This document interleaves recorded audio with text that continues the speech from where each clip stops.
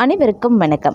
இன்னைக்கான ஜோதிட பதிவில் நாம் பார்க்க போகிற ரொம்ப முக்கியமான ஒரு பயனுள்ள ஜோதிட கணிப்பு என்ன அப்படின்னு பார்த்தீங்கன்னா, மே மாதம் 20ஆம் தேதி நிகழக்கூடிய கிரகநிலை மாற்றத்தின் காரணமாக கடகராசியில் பிறந்தவங்களுக்கு எப்படிப்பட்ட பலன்கள் கிடைக்கப்பெற போகிறது அப்படிங்கிறத பற்றின முழு தகவலை இன்னைக்கு வீடியோவில் நாம் தெரிஞ்சுக்க போகிறோம். பொதுவாகவே கிரக மாற்றத்தின் அமைப்பில் தாங்க 12 ராசிக்கும் பலன்கள் கணிக்கப்படுது.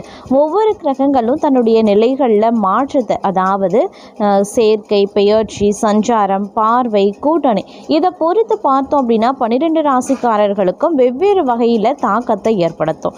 அந்த வகையில் கடகராசிக்காரர்களுக்கு இந்த கிரகங்களினுடைய பெயர்ச்சி, கூட்டணி, பார்வை, சேர்க்கை, சஞ்சாரம் இவை அனைத்தும் பார்த்தீங்க அப்படின்னா எந்த வகையில் அவங்களுக்கு பலன்களை கொடுக்க போகிறது, என்ன மாதிரியான விஷயங்களில் அனுகூலமாக இருக்கும், என்ன மாதிரியான விஷயங்கள் அவங்களுக்கு துரதிர்ஷ்டத்தை ஏற்படுத்தக்கூடிய வகையில் இருக்க பெற போகிறது அப்படிங்கிறத பற்றின பல முக்கிய தகவலை தான் இன்றைக்கி வீடியோவில் தெரிஞ்சுக்க போகிறோம்.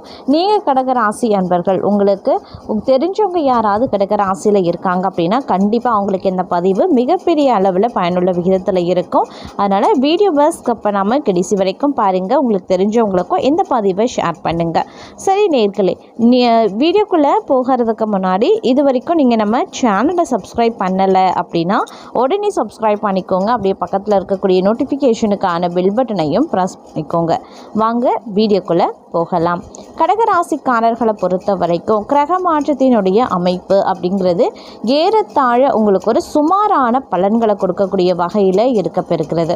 அது மட்டும் இல்லாமல் இந்த நேரத்தை பொறுத்த வரைக்கும் உங்களுடைய வாழ்க்கையில் பார்க்கும்போது சில பல விஷயங்களில் அதிர்ஷ்டங்கள் நிறைந்து காணப்படவும் வாய்ப்புகள் இருக்கிறதுனால இந்த காலம் பெரிய அளவில் நீங்கள் கவலை கொள்ள வேண்டிய அவசியம் கிடையாது.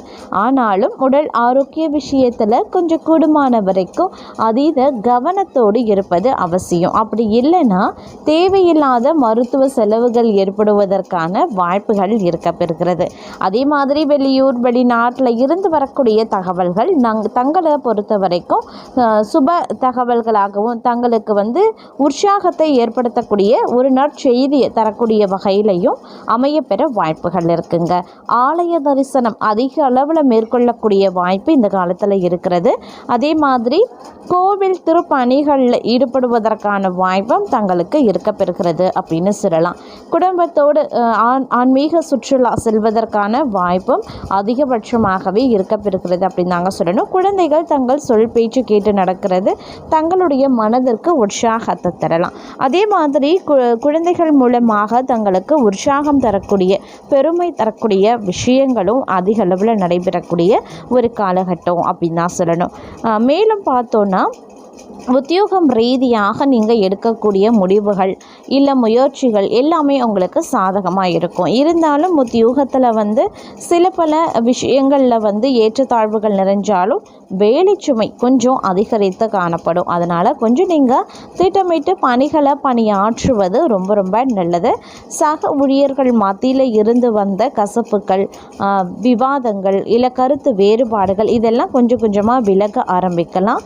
இருந்தாலும் சக பணியாளர்கள் மத்தியில் எந்தவித வாக்குவாதத்திலையும் சண்டை சச்சரவுகள்லையும் ஈடுபட வேண்டாம். அதே போல் உற்றார் உறவினர்கள் மத்தியில் மதிப்பு, மரியாதை, அந்தஸ்து, கௌரவம் உயர காண்பீங்க. இருப்பினும் பார்த்தீங்கன்னா அவர்கள் மூலம் சில நேரங்களில் கலகமும் உருவாகலாம், மற்றொரு புறம் மகிழ்ச்சியும் ஏற்படலாம். அப்படிங்கிறதுனால கொஞ்சம் உஷாராக இருங்க. பேசக்கூடிய வார்த்தைகளிலும் பழகக்கூடிய விதத்திலையும் கவனத்தோடு இருப்பது அவசியமான ஒன்று அப்படின்னு தான் சொல்லணும். அதே போல் மாணவர்களுக்கு இந்த காலம் ஒரு உற்சாகமான அற்புதமான காலமாகவே இருக்கப்பெறுகிறது. பெண்களை பொறுத்த வரைக்கும் அண்டை வீட்டாருடன் பேசும்போது பழகும்போது சற்று உஷாராக இருக்க வேண்டியது முக்கியமான ஒன்று அப்படின்னு நாங்கள் சொல்லணும். அது மட்டும் இல்லாமல் இந்த நேரத்தை பொறுத்த வரைக்கும் பார்த்தோம் அப்படின்னா பலதரப்பட்ட விஷயங்களில் அதிரடியான மாற்றங்கள் தங்களுக்கு எழ ஆரம்பிக்கும். அது மட்டும் இல்லாமல் உங்களுடைய வேலை மற்றும் வியாபாரம் தொடர்பாக இழப்பு இழப்புகளை சந்திக்க வாய்ப்பு இருக்குது. எதிரிகள் விஷயத்துலையும் நீங்கள் கொஞ்சம் கவனமாக இருக்கணும். தேவையற்ற எதிர்மறை எண்ணங்கள் மனதில் தோன்றலாம். குடும்பம் மற்றும் பணியிடத்தில் உறவுகளை பராமரிக்கிறதுலையும் நீங்கள் கொஞ்சம் கவனத்தை செலுத்தணும். குடும்ப உறவுகளை அனுசரித்து செல்ல பாருங்க.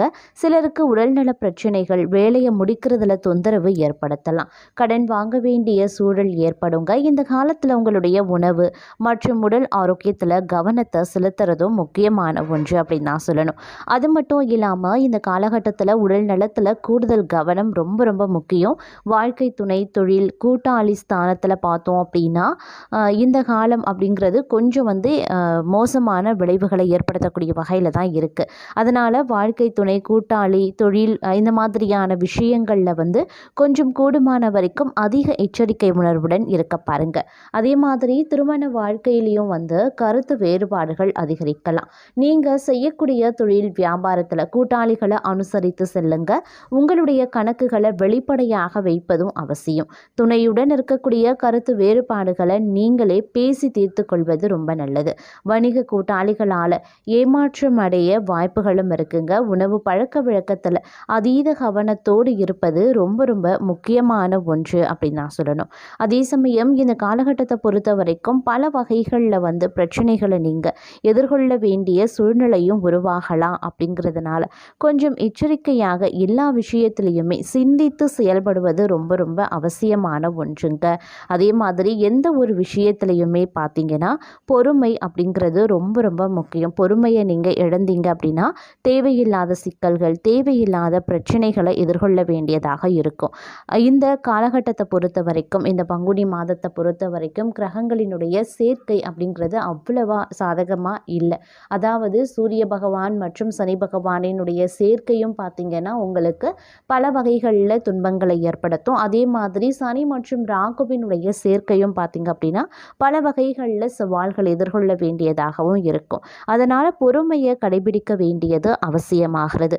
முன் கோபத்தை வெளிப்படுத்தக்கூடாது. நிதானமாக இருந்தால் மட்டுமே உங்களுக்கான நன்மைகள் நடக்குங்க. இல்லை அப்படிங்கிற பட்சத்தில் வரப்போகும் நன்மை கூட வந்த வழி தெரியாமல் திரும்பி போயிடும்.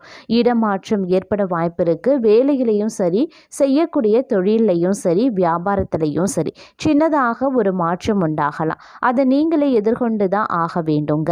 வியாபாரத்தில் புதிய முதலீட்டின் போது கவனமாக இருக்க வேண்டியது முக்கியம்.